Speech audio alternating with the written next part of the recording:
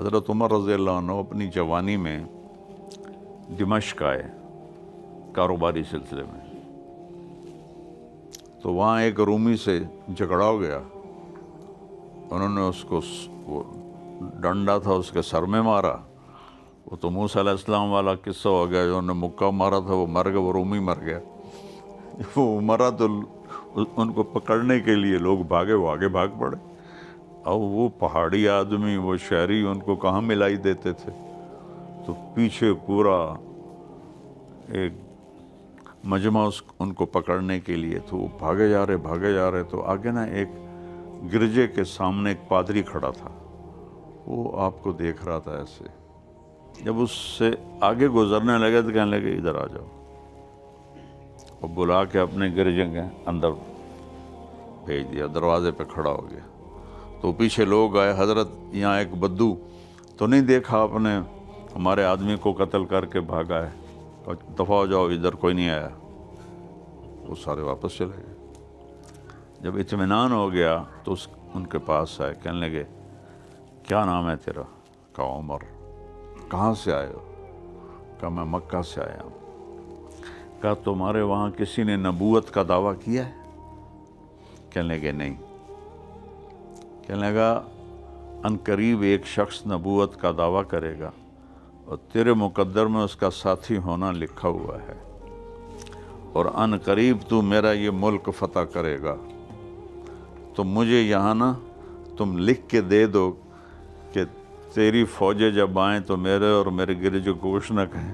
کہنے کہ حضرت میری غربت کا مذاق تو نہ اڑاؤ، میں مفرور مجرم اور مجھے تم بادشاہی سنا رہے ہو، مہربانی کرو اتنا مذاق نہ کرو میرے ساتھ۔ کہنے لگے تیرے کو جاتا ہے اگر میں تمہیں لکھنا آتا تھا حضرت عمر کو؟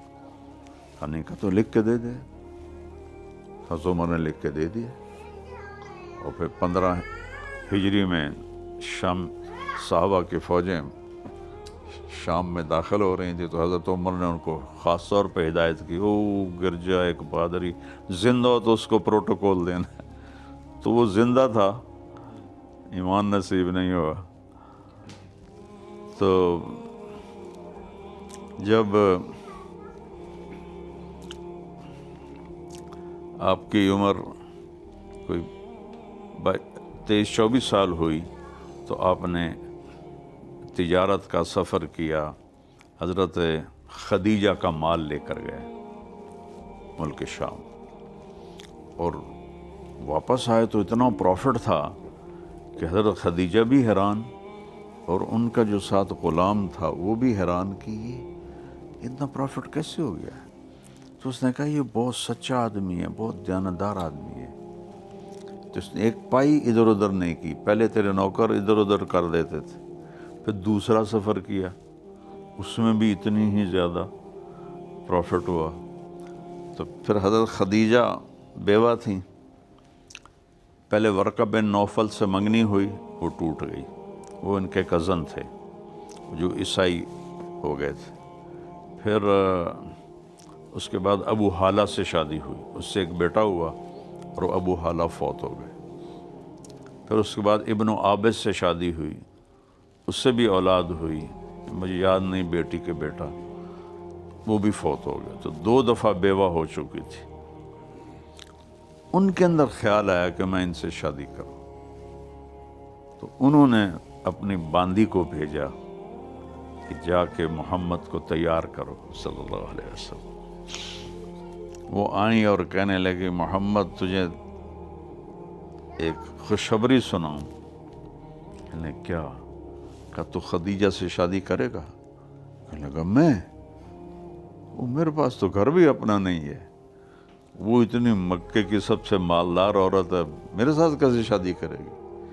کہا تو ہاں کر تو میں بات چلاتی ہوں۔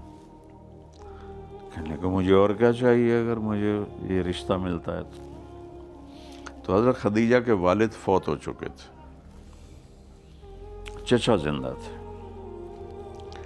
تو انہوں نے اپنے چچا کو شراب پلائی ٹکا کے،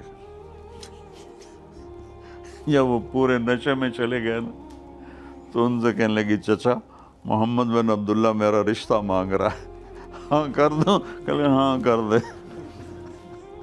اس نے جلدی سے انہوں نے پگڑی پہ رنگ لگا دیا۔ جب صبح ہوئی تو کہنے لگی یہ رنگ کیا ہے؟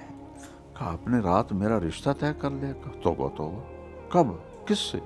کہا محمد بن عبداللہ سے۔ کہا اس فقیر سے تیرا رشتہ کروں گا؟ کہا چچا سارے مکے میں خبر پھیل گئی ہے، اب آپ سردار آدمی ہیں، یہ دیکھو یہ رنگ بھی لگا ہو، اگر آپ نے انکار کیا تو آپ کی شان میں کمی آ جائے گی۔ تو اس طرح حضرت خدیجہ رضی اللہ تعالیٰ عنہ نے منایا اپنے چچا کو۔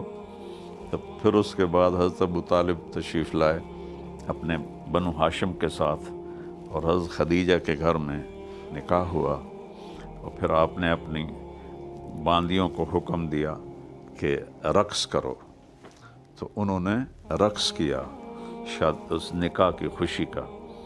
تو اس کے بعد جب آپ اٹھنے لگے تو حضرت خدیجہ نے کہا کہاں جا رہے ہو؟ کب ہو گیا نکاح؟ کہا نہیں بیٹھو۔ نوکروں سے کہا 2 اونٹ لاؤ، 2 اونٹ ذبح کیے، کہا کہ یہ سارا اس نکاح کی خوشی میں مکے والوں میں تقسیم کر دو۔ تو اس طرح حضرت خدیجہ رضی اللہ عنہ وہ خوش قسمت خاتون ہیں جو آپ کی پہلی بیوی بنی، اور آپ نے ان کو اتنا پروٹوکول دیا کہ جب تک وہ زندہ رہیں دوسری شادی نہیں کی آپ نے۔